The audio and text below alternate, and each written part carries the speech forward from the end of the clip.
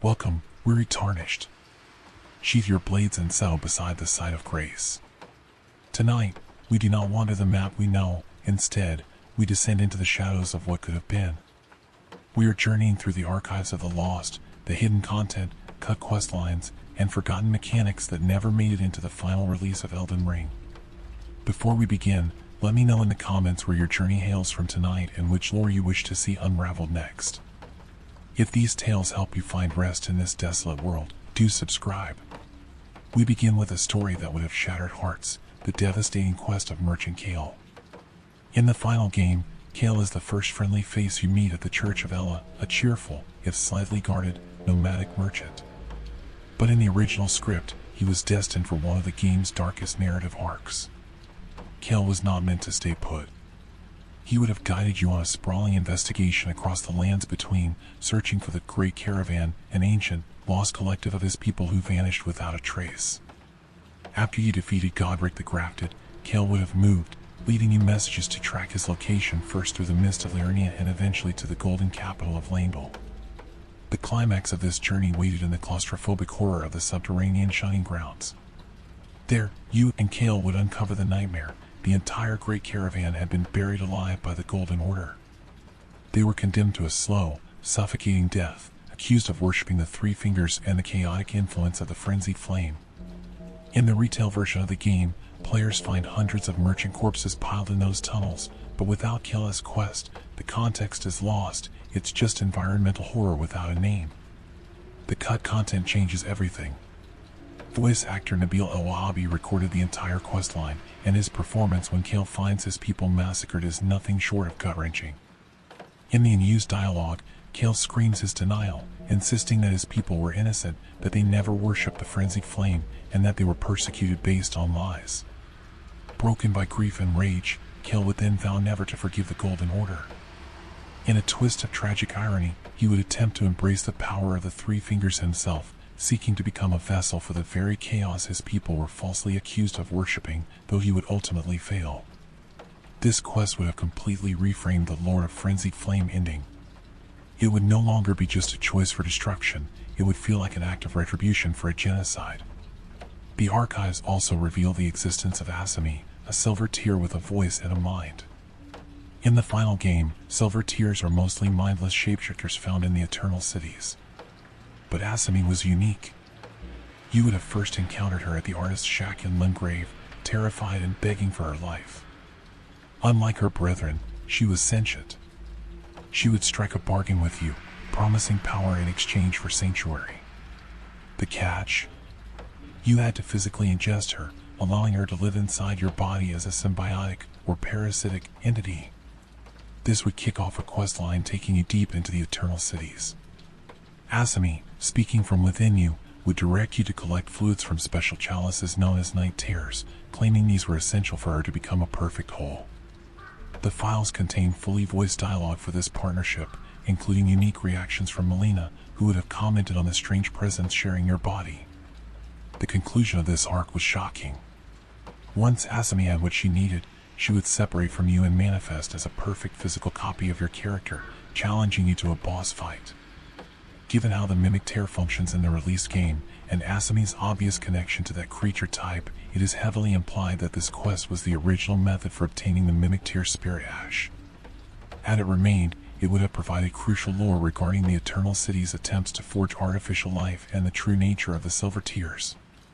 Perhaps the most ambitious cut mechanic was the dream collecting system.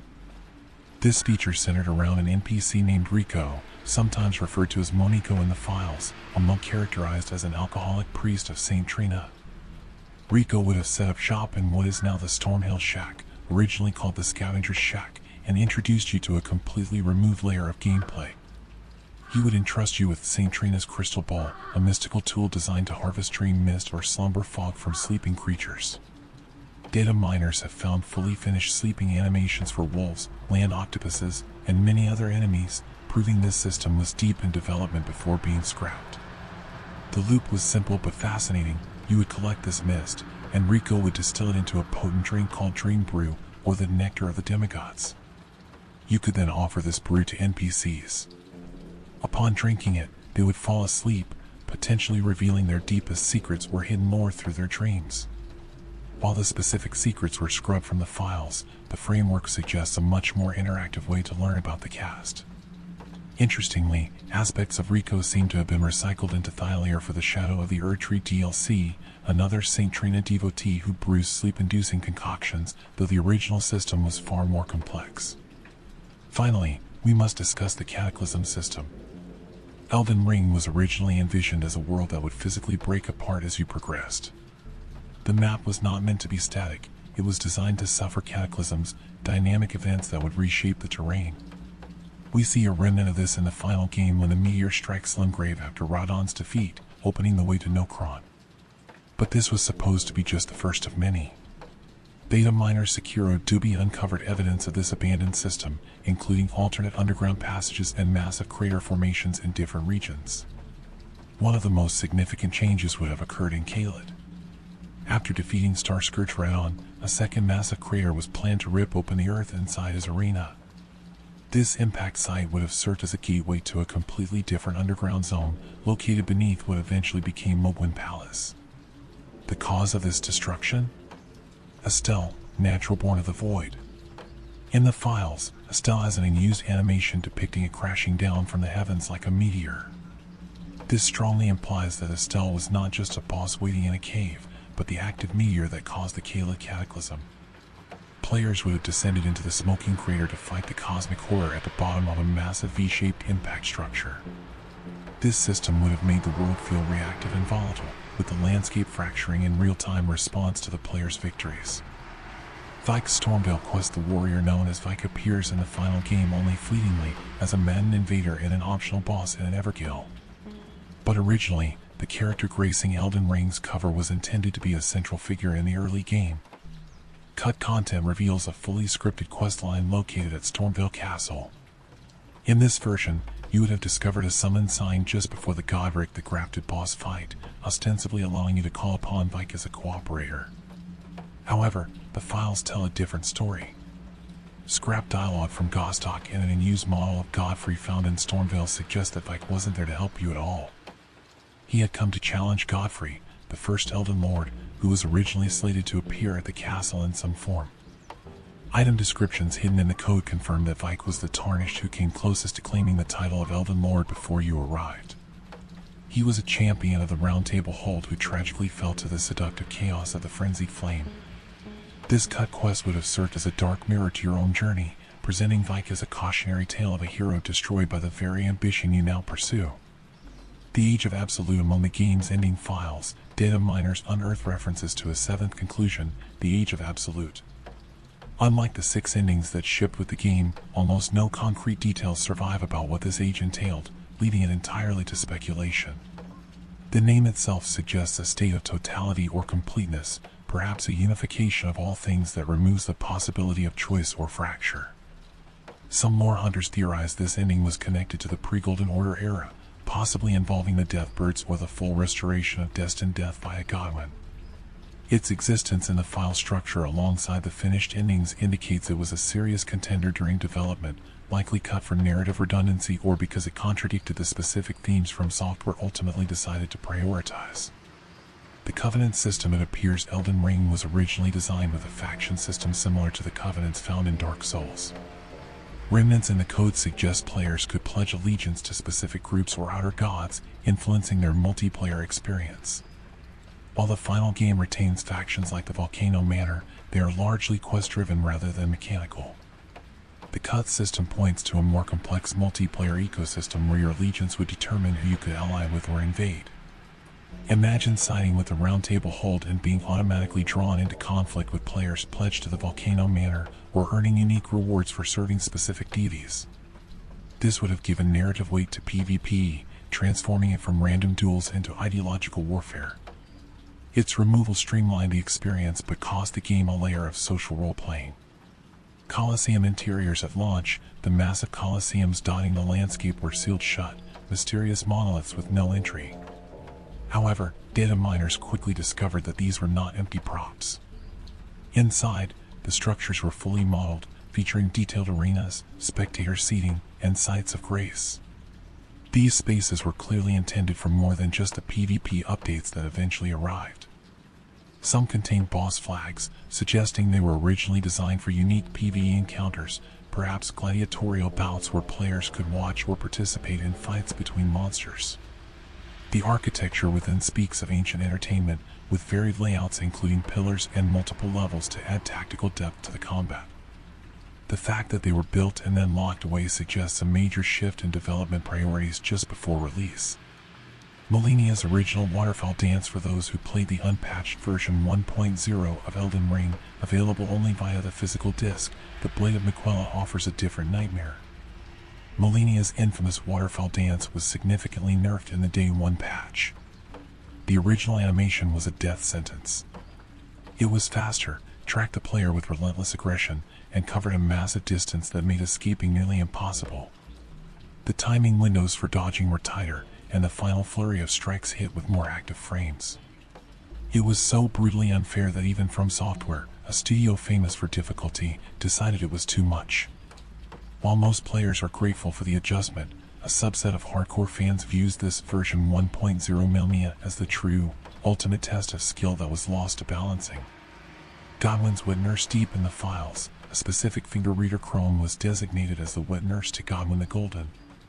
In the final game, she is found in the deep root depths, but her dialogue was heavily trimmed. Originally, she would have provided intimate backstory about the first demigod to die. She would have spoken of raising him, detailing his kindness, his heroism, and the love the people bore for him. This cut content was meant to humanize Godwyn, transforming him from a grotesque prop, the Prince of Death, back into a person who was tragically murdered. Her grief would have underscored the magnitude of the Night of Black Knives, emphasizing that the shattering of the Elden Ring began with the death of the family's most beloved son.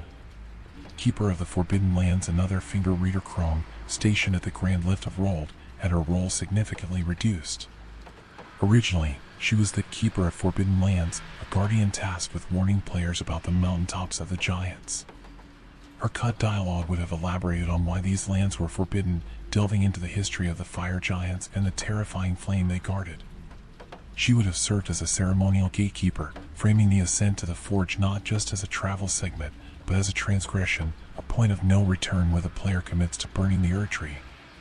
This would have added a sense of gravity and consequence to the act of crossing the lift.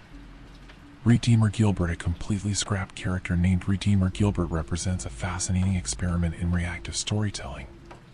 Gilbert was designed to function as both a cooperator and an invader, depending on your choices. Described as a vigilante who fought for the weak, Gilbert would evaluate your actions throughout the game. If you played heroically, he would appear to aid you in battle. If you acted like a tyrant or preyed on the weak, he would hunt you down as an invader. This dynamic system would have introduced moral consequences to a game that is often morally ambiguous, giving the world a character who actively judged your heroism. The Burial Crow returning to the tragic quest of Merchant Kale, there was a specific enemy designed to bridge the gap in his story, the Burial Crow. This unique creature was meant to appear only after certain conditions were met in Kale's questline. Defeating this crow would yield the Burial Crow's letter, a key item providing concrete evidence of the Great Caravan's fate. The implication is that this bird was a scavenger that had fed on the shallow graves of the merchants, or perhaps a messenger bird that never made it home. Without this enemy, players in the final game lacked the breadcrumb trail leading to the subterranean shunning grounds, leaving the discovery of the merchant tomb as a shocking but unexplained event. The bestiary system finally, evidence strongly suggests Elden Ring was planned to have an in-game bestiary or enemy catalog. Dataminers found a collection of icons, some highlighted, some darkened, corresponding to the game's many creatures. This system would likely have functioned like a codex, unlocking entries as you defeated enemies to reveal lore, weaknesses, or drop rates. While common in other RPGs, this would have been a departure for FromSoftware's cryptic style. It was likely cut to preserve the sense of mystery and force players to rely on community knowledge and observation rather than clear text. The Abundance Twin Blade, two distinct weapons linked to Miquella and Millennia, were scrubbed from the final release, hinting at a much more active role for the slumbering demigod. The first was the Abundance Twin Blade. This weapon was described as harboring the power of the Rune of Abundance alongside Miquella's unholy strength. Visually, it featured golden shoots and branches, symbolizing Miquella's connection to the Halleck tree and his vision of a new order rooted in prosperity rather than domination. Its unique Ash of War, Miquella's hidden blade, would have allowed the wielder to deal damage through conjured spectral weapons. The existence of this fully conceptualized weapon suggests that Miquella was originally intended to be encountered directly in the base game, perhaps as a quest giver rewarding you with his signature armament, or even as a boss. While the model was eventually repurposed for the Euphoria Twin Blade in the Shadow of the Erdtree DLC, its absence from the main game left a void in Miquella's narrative. The Twin Blade of Abundance and Decay. Even more tragic is the second cut weapon, which physically embodied the inseparable fate of the twins. The Abundance and Decay Twin Blade combined their opposing essences into a single instrument of war. One half of the blade was pristine and golden, representing Miquella's blessing of eternal youth and abundance. The other half was warped and corroded, embodying Malenia's curse of scarlet rot. The design was a poetic manifestation of their duality, born together, cursed differently, yet forever linked. Its Ash of War, Death Monarch, functioned as a life-stealing ability, draining vitality from foes while inflicting damage, mechanically bridging the gap between healing and killing. This weapon might have been a reward for completing both of their storylines, or obtained by fusing their armaments. Like the Abundance Twin Blade, its model found new life as Euphoria in the expansion, but the original concept of a weapon fusing the twin souls was lost. The Braves set for players seeking a rugged, modern aesthetic. The files contain a Heartbreak, the Braves set. This complete armor set, featuring furs, layered cloth, and a leather helm reminiscent of Skyrim, was fully textured and described but never made available. The item descriptions linked it to warriors of the frigid uplands, fitting the aesthetic of the Caden mercenaries or the inhabitants of the mountaintops of the giants. It offered a distinct Norse or Viking style that is largely missing from the final game's fashion options. Its removal is puzzling, as it appeared finished enough to include lore text, suggesting it was cut late in development, perhaps to avoid redundancy or due to visual balancing issues. The Ragged Set occupies a unique place in Elden Ring history. It was actually in the game at launch, but was actively deleted in a later patch.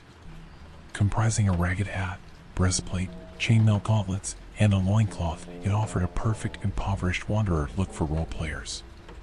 Its post-launch removal suggests it caused severe technical problems, such as game-breaking clipping, or perhaps it unintentionally mimicked the attire of a cut NPC, causing confusion. It remains one of the few items that players briefly possessed before it was snatched away by the developers, becoming a phantom piece of history. The Tree Codex buried in the code are references to a mysterious item called the Tree Codex. While never implemented, its name and category tags suggest it was tied to the incantation system.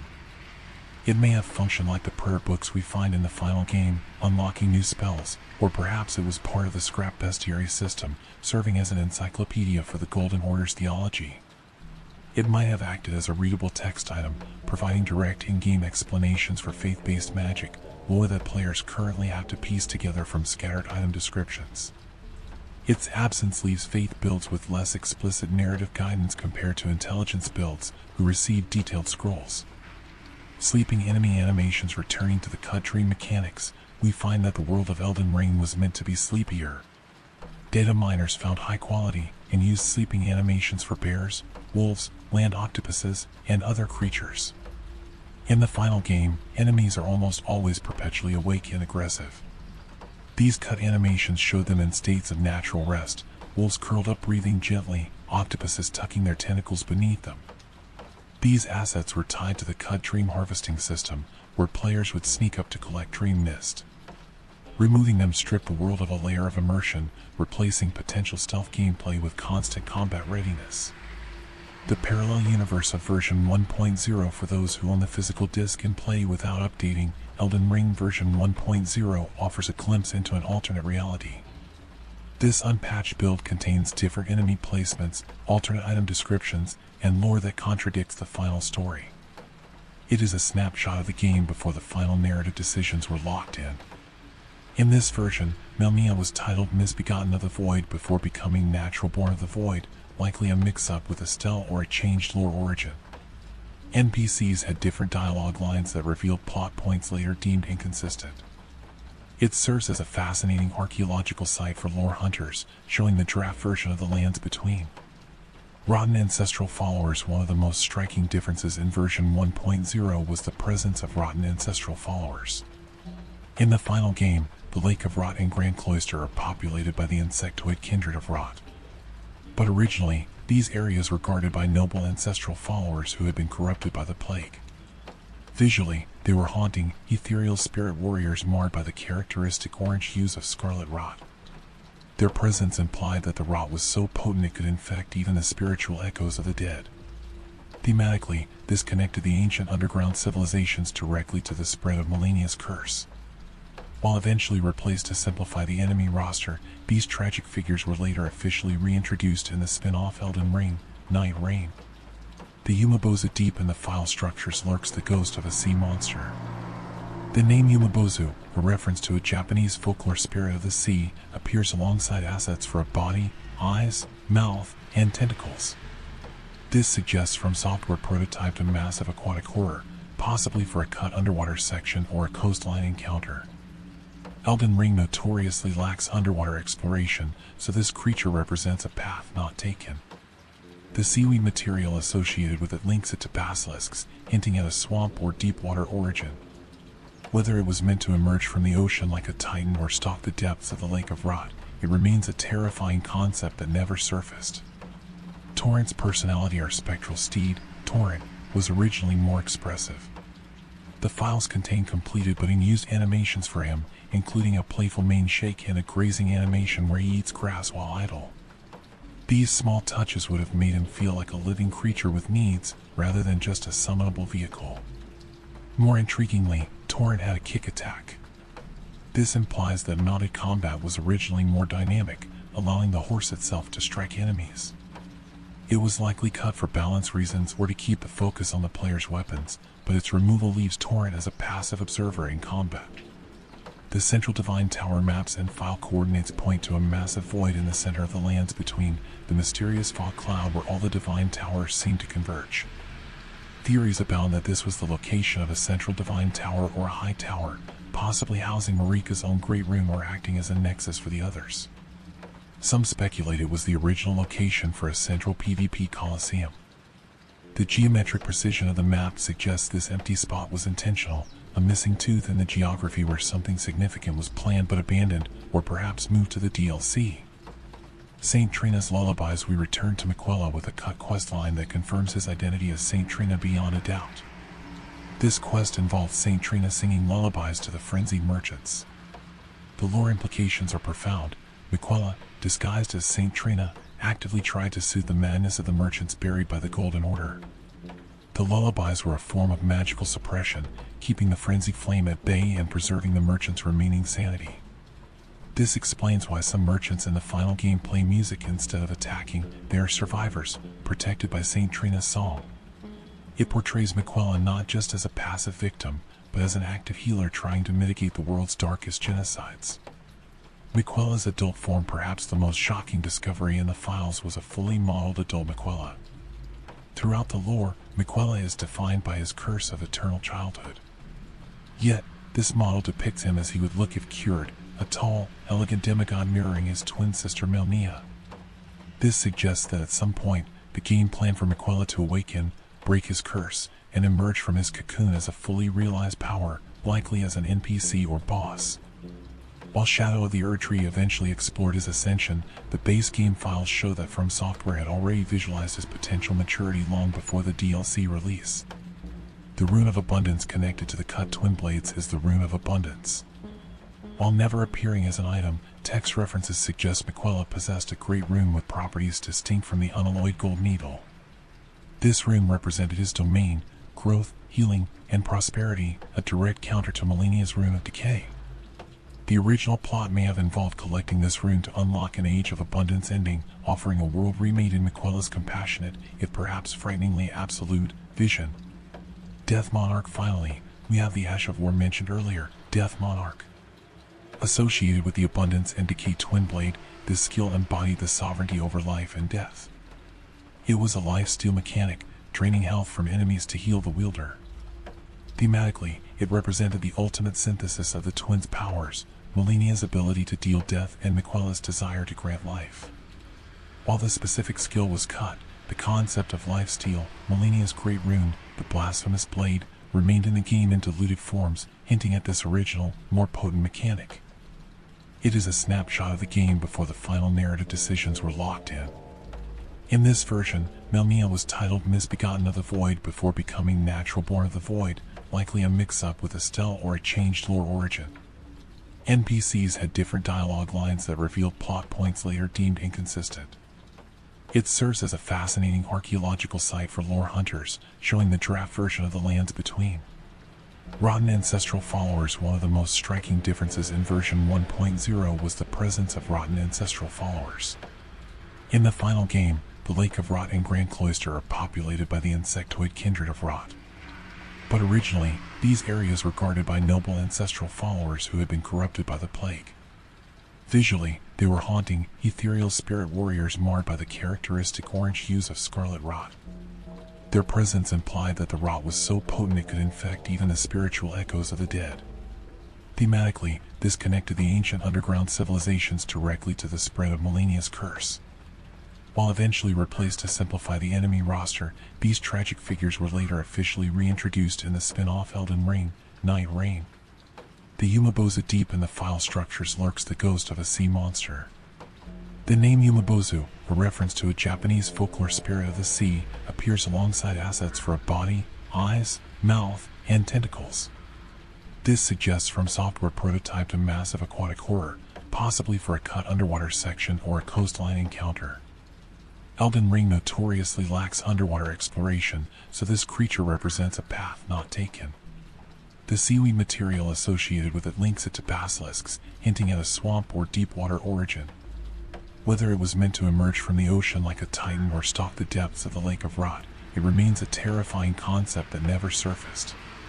Torrent's personality, our spectral steed, Torrent, was originally more expressive. The files contain completed but unused animations for him, including a playful mane shake and a grazing animation where he eats grass while idle. These small touches would have made him feel like a living creature with needs, rather than just a summonable vehicle. More intriguingly, Torrent had a kick attack. This implies that mounted combat was originally more dynamic, allowing the horse itself to strike enemies. It was likely cut for balance reasons or to keep the focus on the player's weapons, but its removal leaves Torrent as a passive observer in combat.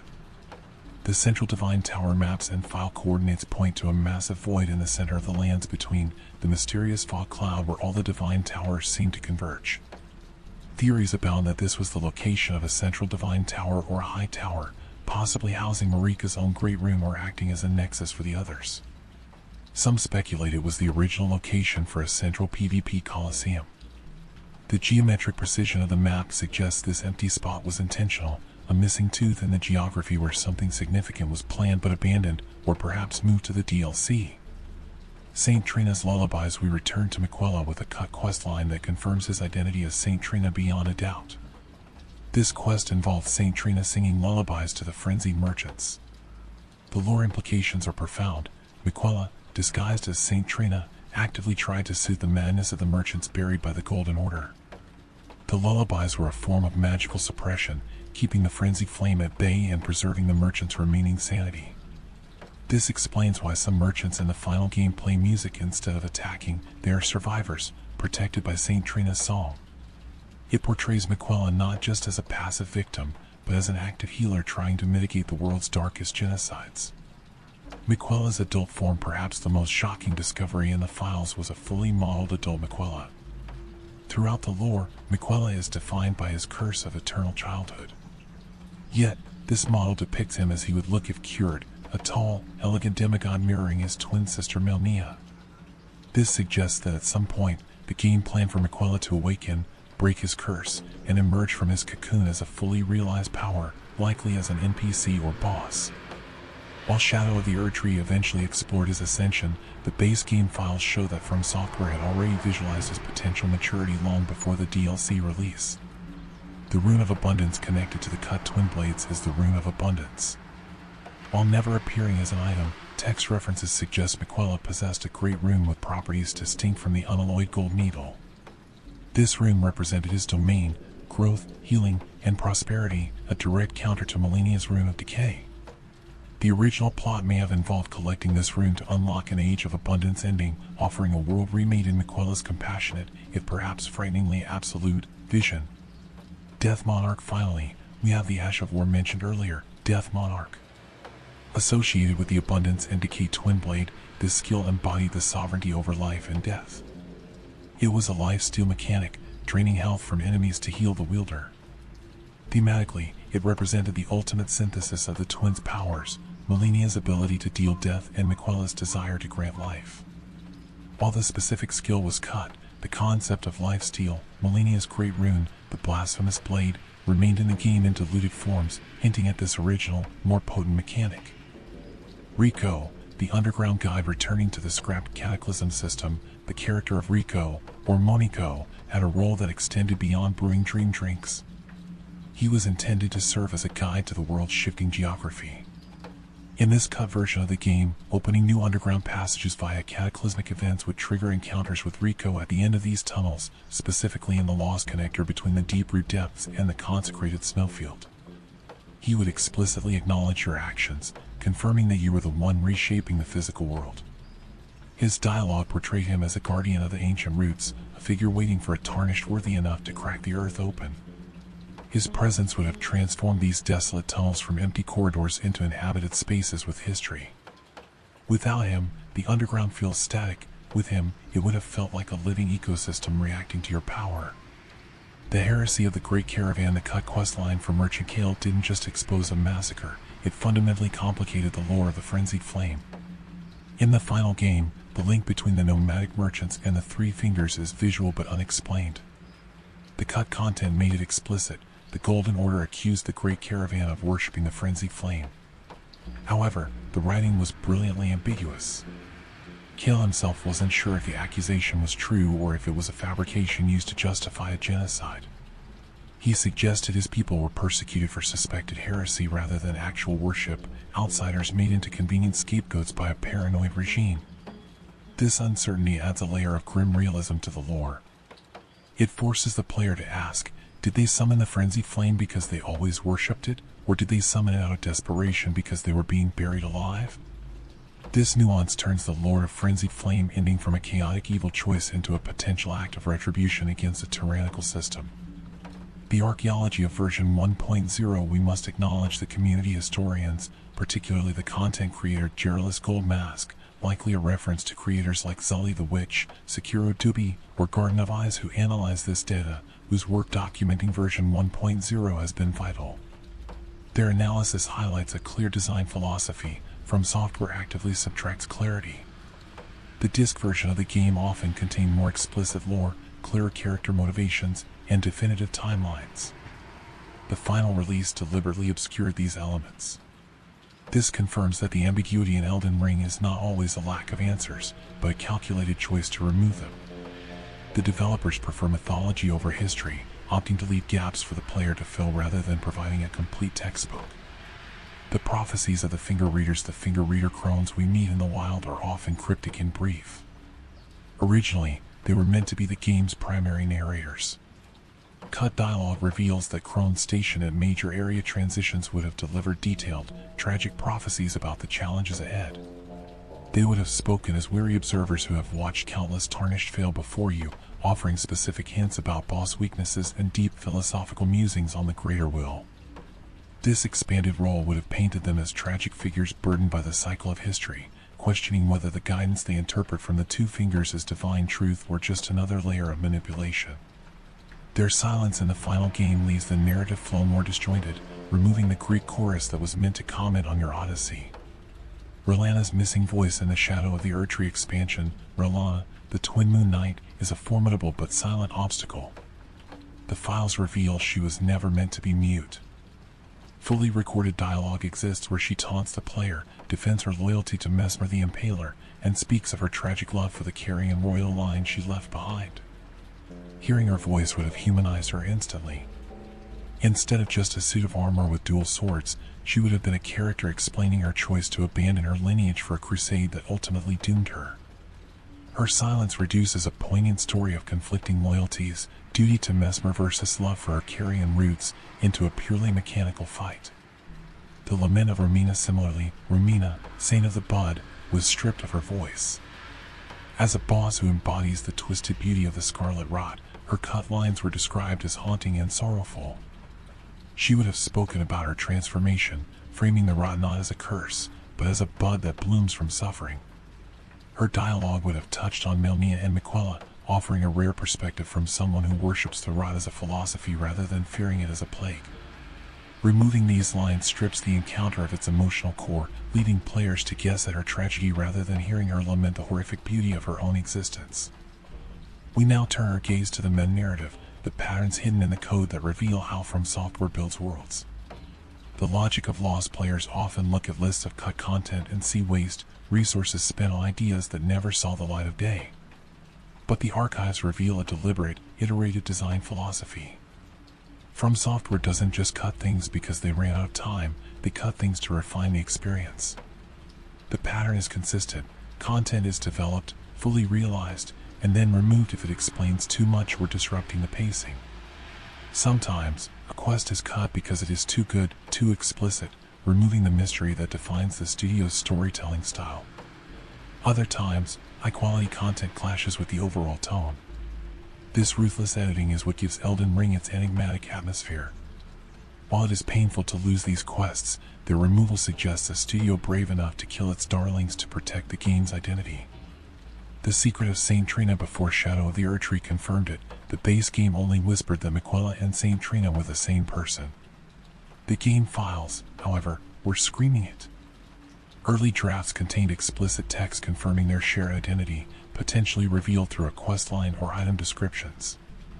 This cut content described Saint Trina as Miquella's other half, a manifestation of his desire to heal from the shadows while his physical form slumbered in the cocoon. It established a clear duality. Miquella the Kind was the golden public figure, while Saint Trina was the nocturnal savior soothing the world's pain through dreams. Making this connection explicit in the base game would have fundamentally changed how players understood Miquella's reach, showing that he was never truly passive, but active on a spiritual plane. Its removal preserved the mystery, saving the full revelation for the expansion. The horror of the puppet master Seleucus is already a creep, but his cut questline revealed a conspiracy that was far more extensive and terrifying. Originally, the puppet system wasn't just the hobby of one pervert, it was a network. Cut dialogue hinted that Seleucus was part of a secret society of puppet makers who collected interesting individuals like trophies. This plotline would have dug into the ancient Carian taboo of turning people into living dolls, hinting that Pydia might be the true mastermind behind the operation. The cut content posed a disturbing philosophical question: is it mercy to preserve someone forever as a doll, free from aging and suffering, or is it the ultimate violation? By cutting this, the game left Seleucus as a simple villain, rather than exploring the grotesque ethics of bodily autonomy and immortality. The expanded Volcano Manor. The recusants of Volcano Manor offer a darker path, but their questline feels surprisingly short. The files reveal it was meant to be a much longer campaign of assassination. Original plans included a wider roster of targets scattered across the lands between. These additional contracts would have forced players to make harder moral choices. Some targets were villains deserving of death, but others were morally ambiguous, testing your blind loyalty to Tanith. This expanded arc would have fleshed out Reichardt's philosophy of blasphemy, explaining exactly why his rebellion against the Erdtree required the death of specific, seemingly innocent people. It would have made joining the manor feel like a fully fleshed out alternate campaign rather than a brief side diversion. Bernal's broken past. Bernal, the grizzled war master who sells you ashes of war, is a tragic figure whose history was largely scrubbed from the final scripts. Originally, the game would have explained exactly why he turned his back on the Greater Will. Like Vike, Bernal was a champion who nearly became Elden Lord. The cut content reveals that his maiden threw herself into the fire to burn the Erdtree, but the sacrifice failed or was rendered meaningless, traumatizing him. This context explains his presence at Volcano Manor. He is an evil. He is a man who saw the cost of serving the Golden Order and decided the system was rotten. His invasion in Farum Azula was meant to be the final stand of a man trying to stop history from repeating itself, fighting me to prevent another maiden from dying for a lie. Shabriri's seduction. Shabriri, the voice of the frenzied flame, is the devil on your shoulder. But in the cut content, he was a much more persistent tempter. His role was meant to expand into a full questline where he appeared multiple times, slowly eroding your faith in the world. He wouldn't just scream about chaos, he would make reasoned arguments. He would point to the suffering of the merchants, the cruelty of the Golden Order, and the futility of mending a shattered ring. He would frame the frenzied flame not as madness, but as a rational response to a world built on suffering. This philosophical seduction would have recontextualized the chaos ending, transforming it from a bad ending into a principled stance against a corrupt reality. Our journey through the archives brings us to the smaller, more personal tragedies that were meant to have grander resolutions. The growth of Jarbairn in the isolated village of Jarburg. We meet the adorable little pot, Jarbairn. In the final game, he remains small throughout his quest, dreaming of becoming a warrior like his uncle Alexander. But the files reveal a much more dynamic arc. He was literally meant to grow. Early builds included multiple models for Jarbairn, scaled to show him increasing in size as his quest progressed. This visual growth would have mirrored his internal development as he learned from you and absorbed the remains of fallen warrior jars, a grim but necessary ritual for his people. The cut content suggests a coming-of-age story where the helpless child would eventually mature into a formidable warrior jar, nearly rivaling Alexander in stature. He might have even joined you in battle during the late game, paying off your mentorship with steel and strength. His static form in the retail release leaves his potential unfulfilled, ending his story on a note of promise rather than actualization. The resolution of Kenneth Haight for months after launch. Kenneth Haight, the pompous noble of Limgrave, had a quest that simply stopped dead. While patches eventually restored the ending where he serves Nephili Lu, the original cut content was even more explicit about his character arc. In the cut version, Kenneth's acceptance of Nephili wasn't just a political alliance, it was a moment of profound humility. He would explicitly acknowledge her strength and noble spirit, admitting that true leadership comes from character, not just a proper lineage he obsessed over. Serving as her advisor was his redemption, proving he could look past his classism to recognize a true lord. For early players, the lack of this conclusion felt like a bug. Its restoration confirms that FromSoftware always intended for the insufferable noble to grow a heart. Big Boggett's criminal past. Blackguard Big Boggett, the rough-edged prawn seller, is a fan favorite. But his role in the final game is brief, serving mostly as a merchant before meeting a gruesome end. Originally, he had a fleshed-out criminal history and a much longer questline. Cut content indicates that Boggett was a known enforcer in Landell's criminal underworld. You would have undertaken missions to help him settle old debts and scores, revealing him to be a cunning survivor who navigated the capital's power struggles with brutal efficiency. His paranoia about the Dung Eater wasn't random. Earlier encounters would have foreshadowed that he knew he was being hunted. This extended time with Boggett would have allowed a genuine friendship to blossom. He'd share cooking tips and philosophical musings on loyalty, making his eventual death by the Dung Eater's hand feel like the loss of a close comrade rather than just a vendor. A happy ending for BOC. BOC the Seamster is one of the saddest stories in the game. He hates his appearance and wishes to be reborn, a wish that usually leads to his death if granted via the larval tier. But the files hide a secret true happy ending. In this cut path, you wouldn't need to rely on the dangerous rebirth ritual or your beautiful prattling pate alone. Instead, you would find a special item or perform a ritual that allowed BOC to be reborn as a beautiful human without losing his memories or personality. He would stand before you, confident and transformed, yet still a gentle soul who just wanted to sew for his lord. This unambiguously positive outcome is rare for FromSoftware, and its removal forces players into a cruel choice: let him die to achieve his dream, or convince him to accept a body he loathes. The love of Lady Tanith Tanith, the head of Volcano Manor, is often viewed as a cold, brainwashed cultist. Cut dialogue, however, paints a portrait of tragic, lucid devotion. She was meant to speak intimately about her relationship with Rykard before he let the serpent swallow him. She would have explained that her loyalty wasn't born of fear or madness, but of genuine love for the idealist Rykard used to be.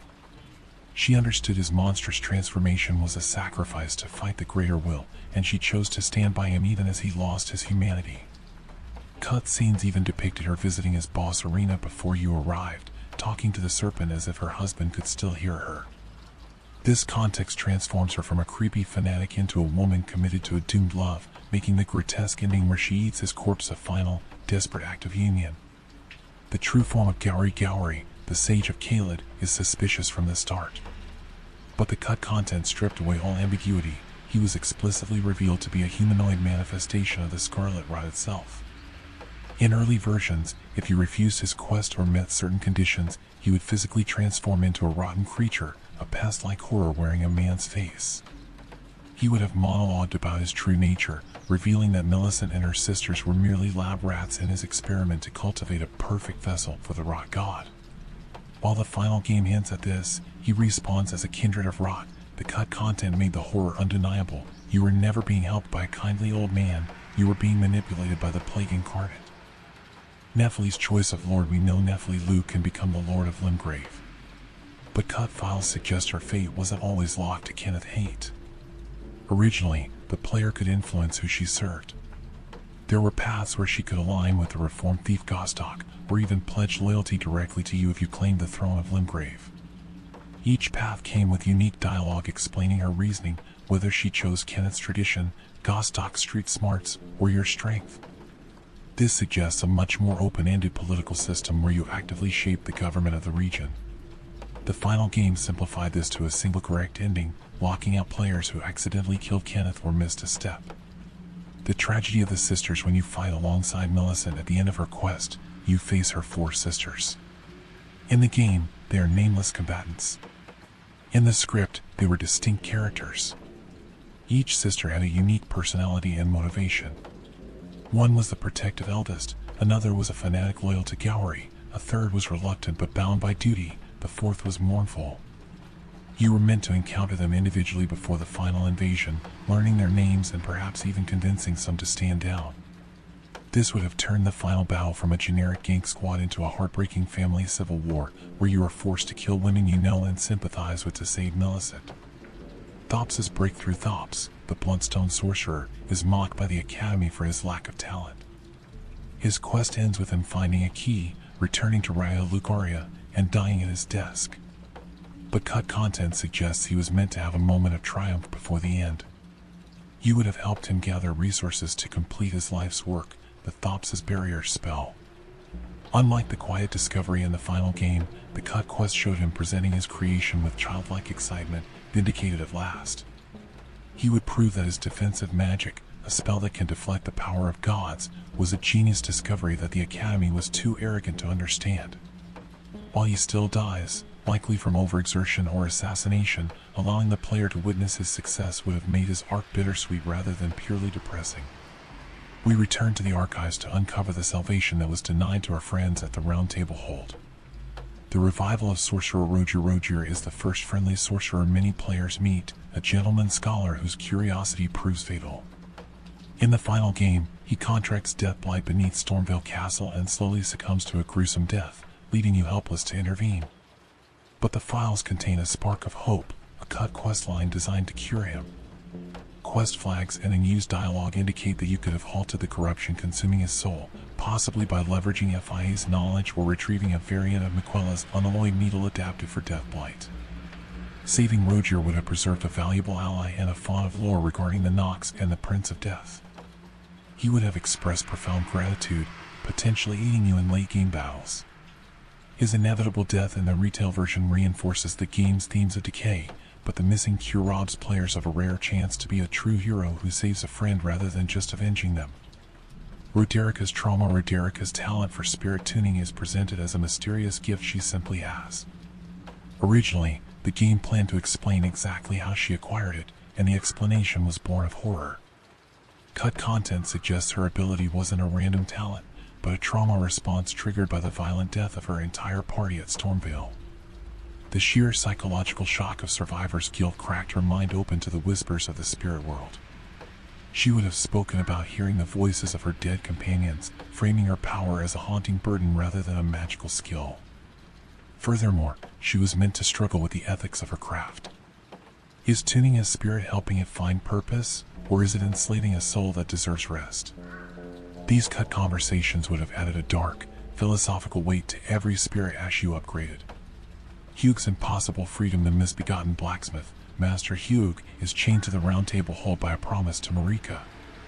Near the end of the game, his mind fails, and he dies at his anvil. But cut dialogue reveals a scrapped subplot about true freedom. You would have had the option to try and break his chains and help him escape the burning hold. Tragically, Hugh would have resisted. He would argue that his purpose, forging a god-slaying weapon, was more important than his life. This narrative thread explored the devastating psychology of institutionalization. Even if you remove the chains, the prisoner might not know how to be free. Alternatively, seeing his masterpiece completed might have granted him a moment of lucid peace before the end, allowing him to die with dignity rather than confusion. The Sisterhood of Deathbed Companions (FIA) is often viewed with suspicion due to her association with Godwin. However, cut content fleshed out her backstory, revealing she wasn't a lone agent but a survivor of a purged order.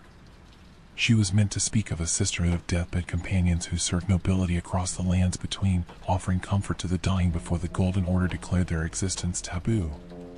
She would share stories of sisters who were hunted down and executed for their sacred duty. This context reframes her quest not as a sinister plot, but as a desperate bid to reclaim dignity for a persecuted class of women. She fought to restore the natural cycle of death in a world that had violently outlawed it. The agency of Dee's brother. When FIA kills Dee, his twin brother Devon eventually takes revenge, killing FIA in deep-root depths. In the final game, this happens automatically. The script, however, originally gave the player, and Devon, a choice. Cut dialogue suggests you could have intervened in Devon's grief. You might have convinced him that the cycle of revenge was pointless, or helped him see that his brother's fanaticism was its own form of violence. Instead of becoming a murderer, Devon could have become an ally, redirecting his pain into protecting the living. Or, in a shocking twist, he might have spared FIA after understanding her motives. The removal of these choices turns Devon into a simple instrument of vengeance, rather than a character processing complex loss. Latenna's lost mother, Latenna the Albinoric, leads you to the apostate derelict to finish her mission. While touching, the final version lacks context. Cut content reveals that the giant sleeping woman at the church was her mother, a leader of the Albinoric resistance. Dialogue would have explained that her mother sacrificed herself to hide Latenna and the birthing droplet from the Golden Order's perch. Latenna would have shared memories of the genocide, giving a voice to the artificial beings hunted for the crime of existing. Her mother left behind a testament explaining the Albinoric's purpose. They were created to be humanity's evolution, but were rejected by their creators. This lore would have made the Albinoric tragedy one of the game's central pillars of storytelling. Diallo's heroic journey. Diallo's Hoslo is the failure of the game, a noble who can't protect anyone until his final, fatal stand in Jarburg. But the files show his redemption was meant to be a slow climb, not a sudden jump. Originally, you would have seen him attempting, and failing, smaller heroic acts throughout the game. But crucially, there was a cut moment where he succeeded in saving someone, gaining the confidence that would eventually lead him to Jarburg. He would have opened up about his inferiority complex regarding his brother Juno, explaining that he chose to protect the jars specifically because they were the only things weaker than him. Seeing him grow step by step would have made his death a triumphant conclusion to a true arc, rather than a sudden pivot. The warrior poet Iron Fist Alexander is a jovial warrior jar, but cut content reveals he had the soul of a bard. He was meant to recite poetry, verses he composed to honor the warriors whose remains he consumed.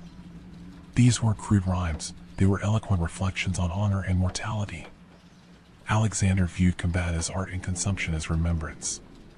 By keeping the bodies of the fallen inside him, he believed he was preserving their stories. Hearing him recite a poem for a fallen foe would have added a layer of profound beauty to his character, showing that even a vessel of gore can cherish the sublime. We move now to the shadows of Liurnia and the fractured lineages of the demigods. Blade's human past. Blade the half-wolf is Renni's loyal shadow, created by the Two Fingers. But was he always a wolf?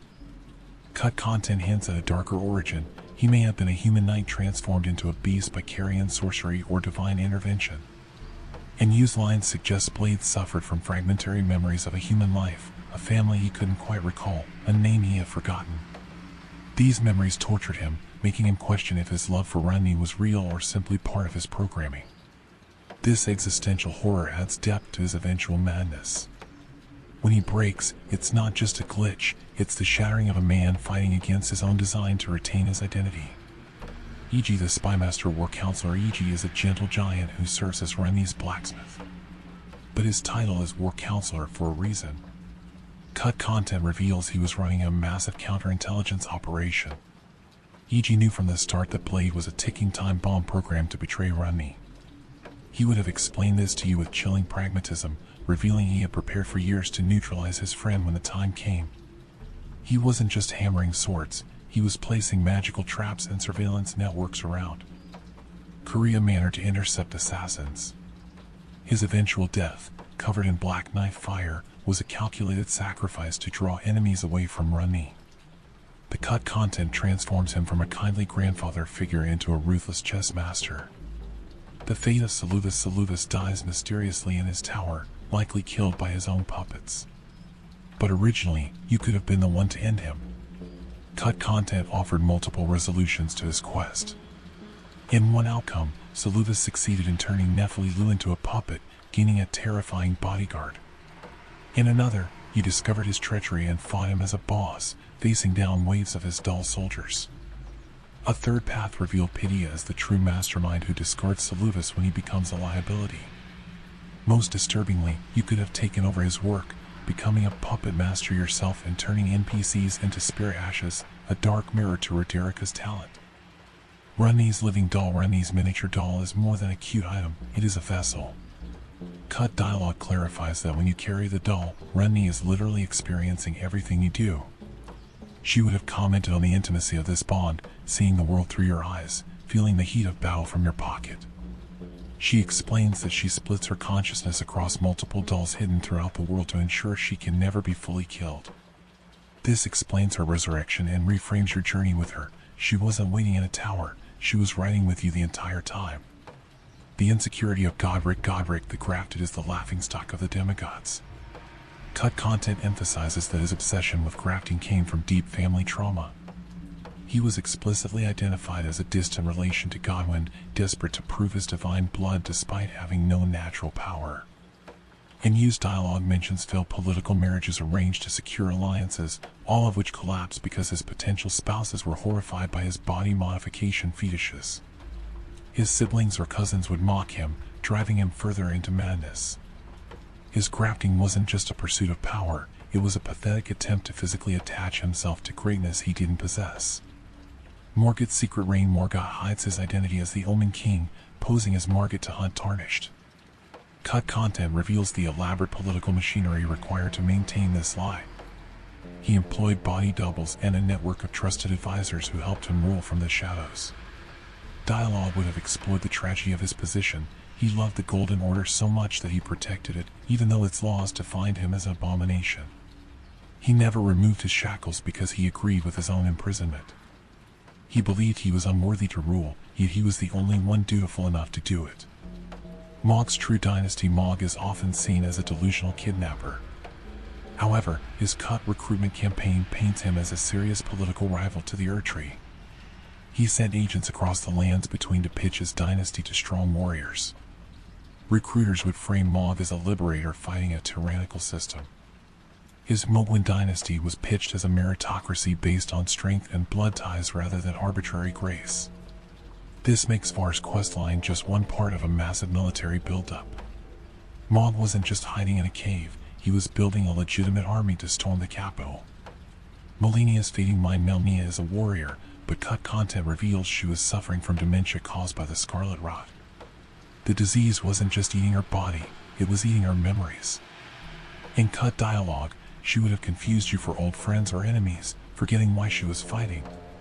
She would speak of her childhood with Miquella, only to lose the thread of the conversation. Each time she bloomed, released the rot, she lost more of herself.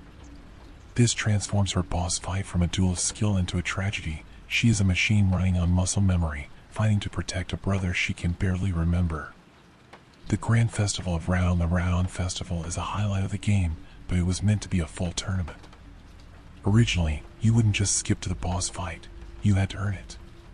The event included formal speeches honoring Radon and preliminary duels against other warriors to prove your worth. Jaren would have recounted the history of the festival, explaining how it started as a celebration of Radon's might before becoming a mercy vigil. NPCs would share stories of the general's kindness, specifically his gravity magic used to protect his horse, humanizing the monster waiting on the dunes. We continue our deep dive into the archives, moving now to the fractured histories of the Shardbearers and the terrible cost of their ambitions. Rykard's lost idealism. To face Rykard in the final game is to face a monster, a writhing serpent speaking in a gurgling voice. But cut content reveals the man he used to be. Rykard was once a respected Carian warrior and the praetor of Landel, a leader whose fall was born of virtue, not vice. Originally, he was characterized as a genuine idealist, Radagon's son who believed in the Golden Order until he witnessed its hypocrisy firsthand. He discovered the genocides committed to maintain the status quo and the persecution of innocent populations.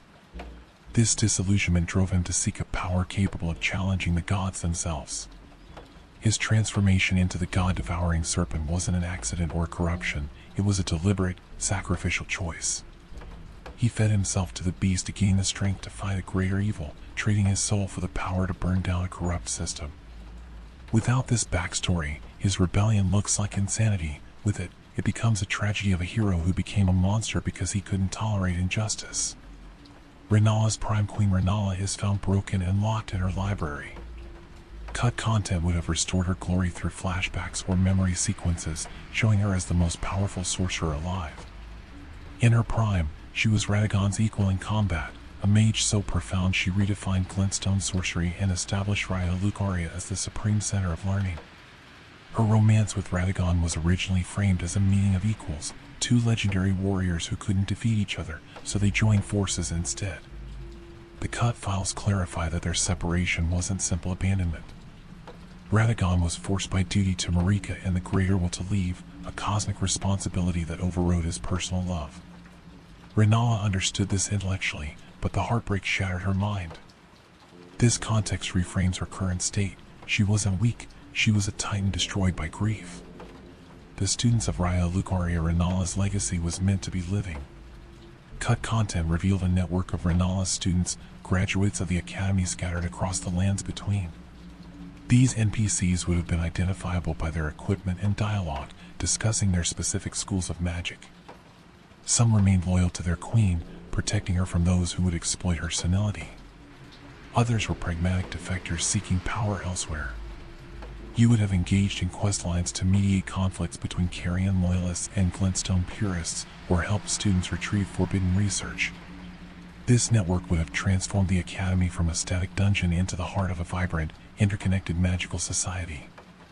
The siblings of Volcano Manor. The civil war between the demigods is often presented as political, but cut content focused on the family dynamics between Rykard, Runni, and Radon.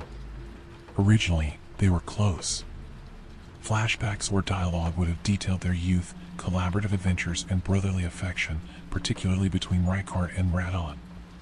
Rykard's rebellion was partially motivated by a desire to protect his siblings from the manipulation of the gods. Radon, in turn, was devastated when he learned his brother had succumbed to the serpent, viewing it as a fate worse than death. Runni used Rykard's fall as a cautionary tale. This context makes their separation heartbreaking, a family that loved each other, torn apart because each sibling chose a different, destructive path to freedom. Marika's revolutionary youth. Marika is an enigma, but cut content gave her a concrete origin story.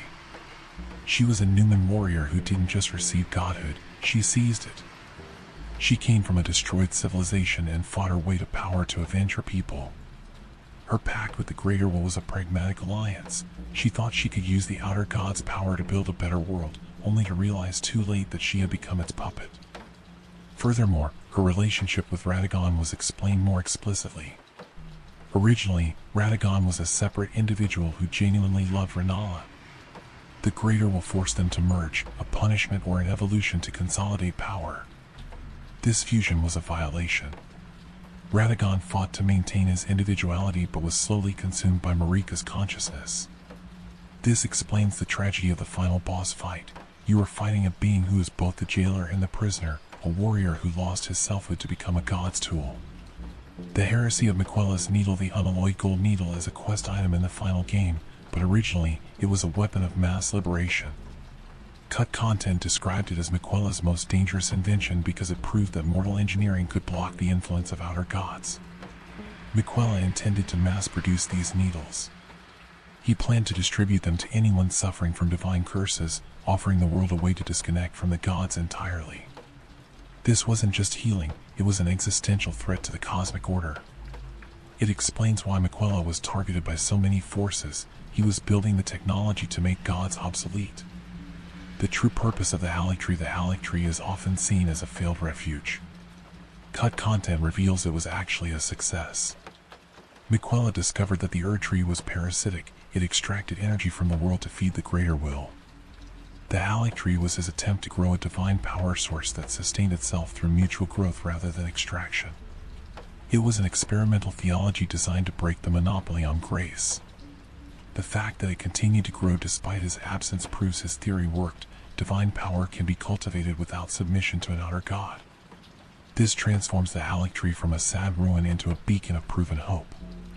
Loretta's secret identity. Loretta, the Knight of the Halleck tree, was originally revealed to be an Albinoric. She served the Carian royals while hiding her true nature, terrified of persecution. Her excellence in combat was a survival mechanism. She had to be useful to survive. Her defection to Miquella wasn't betrayal, it was an escape. She discovered the Halleck tree was the only place where she wouldn't have to hide what she was. Her mission was to find a safe haven for all Albinorics, making her a freedom fighter for her people rather than just a deserter. The Cleanrot Suicide Pact. The Cleanrot Knights are annoying enemies, but their lore is devastating. Cut Content reveals they weren't brainwashed, they were volunteers. When Melania's rot became uncontrollable, her knights chose to stay by her side, knowing that proximity to her would eventually infect and kill them. They accepted a slow, agonizing death from scarlet rot rather than abandon their commander to fight alone. Cut dialogue would have introduced us to individual knights, explaining that they loved Melania enough to become monsters for her. This reframes every fight with them as a mercy killing of noble souls destroyed by loyalty. We conclude our journey with the final guardians, the hidden siblings, and the trickster who watched it all happen. The solitude of the fire giant. The fire giant is the last of his kind, but the files gave him a voice. Through environmental messaging or dream sequences, you would have heard his internal monologue during his eons of imprisonment. He was lonely, confused, and tortured by the fell god living in his eye, which constantly whispered for him to burn the world in revenge. Yet, he held back. He was torn between his duty to a dead civilization and his desire for peace. He secretly hoped someone would come to kill him, ending his vigil. His fight was meant to be a suicide by cop, a release for a survivor who had guarded a flame he hoped never to use. Malekith is eternal shame. Malekith the Black Blade is terrified of destined death being stolen. Cut Content clarifies that this fear is born of deep self-loathing. He failed the one task Marika gave him, protecting the Rune of Death. Worse, he knew the Black Knife assassins were trained by his own kind, shadowbound beasts. The theft wasn't just a robbery, it was a betrayal from within his own ranks. He blamed himself for Godwin's death and the shattering of the world. He fights you not out of aggression, but because he believes he deserves to die for his failure, yet his duty compels him to fight until the end. Melina's purpose. Melina is Marika's daughter. The Cut Content stated this explicitly. She was created for a single purpose, to burn the Erdtree if the system became irredeemable.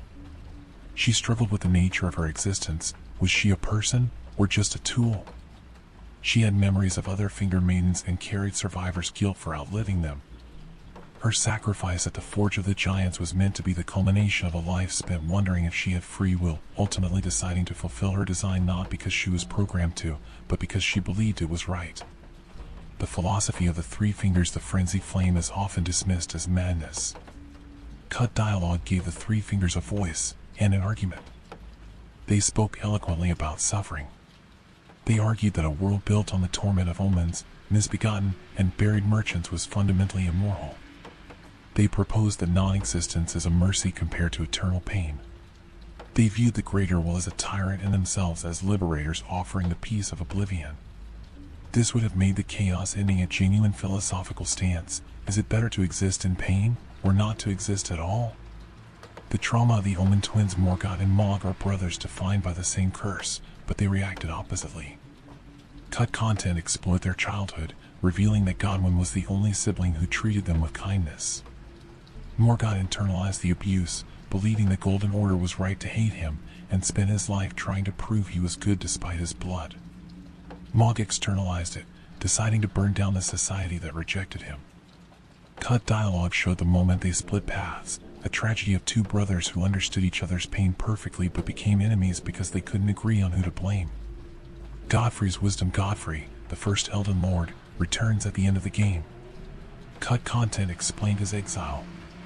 He wandered the lands outside the fog, encountering other civilizations and learning new philosophies. He came back with sympathy for the conquered. Having experienced powerlessness, he questioned whether being Elden Lord was a victory or a trap. He was proud of Nephili Lu, confirmed as his kin, for becoming a just ruler. His fight with you was meant to be an ideological clash, the wisdom of a man who knows the throne is a cage versus the ambition of a tarnished who still wants to enter it. Gideon's final calculations. Or Gideon Ofnir, the all-knowing, didn't just want to know things, he wanted to kill gods. Cut content revealed his research was a military preparation. He studied every demigod to find their weakness so he could eliminate them and claim absolute power. He believed information was superior to strength. He despised warriors, viewing them as tools. His tragedy is that he miscalculated. He couldn't predict a force like the player, someone who defied logic and probability. His defeat was the failure of a man who thought he could solve the world like an equation. Patches, the eternal witness. Finally, we end with Patches. The archives suggest he is more than a recurring gag. Cut dialogue implied that Patches is a genuinely immortal being who exists across the FromSoftware multiverse. He isn't just an Easter egg, he is an observer. He has watched civilizations rise and fall for eons, seeing heroes become tyrants over and over again. This explains his cynicism. He betrays people because he knows they will eventually disappoint him. He tests humanity, hoping this time will be different, but knowing it won't be. His role in Elden Ring was meant to be a meta-commentary on the cycle of these games, a weary traveler who keeps kicking us down hoping we'll finally learn to stay standing.